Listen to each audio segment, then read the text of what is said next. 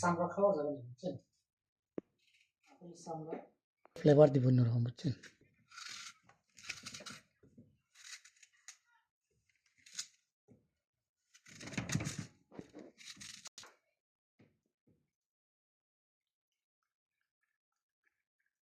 কি দিচ্ছেন গো? দুধ দিচ্ছি গো, দুধ দিচ্ছি। আচ্ছা। ব্লেন্ডার করব, আপনার আপেল দিছি, আঙ্গুর দিলাম, কলা দিলাম, এবার দুধ দিচ্ছি।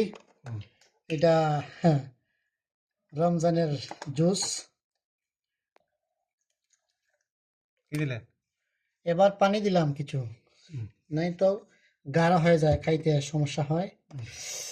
তারপরে আপনারা দেখেন, এই যে স্টার্ট করে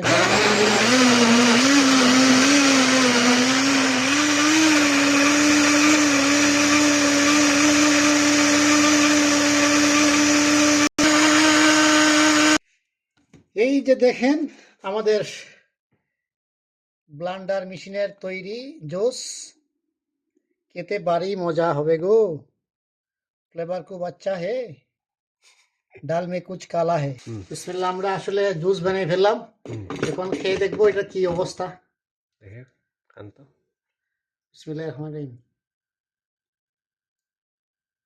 বলেন। আলহামদুলিল্লাহ, খুবই সুস্বাদু। এভাবে আপনারা বানিয়ে খাবেন। ওহ, পেটের জন্য ভালো, শরীরের জন্য ভালো, সব দিকেই ভালো। আচ্ছা, ঠিক আছে। Bye bye. ধন্যবাদ।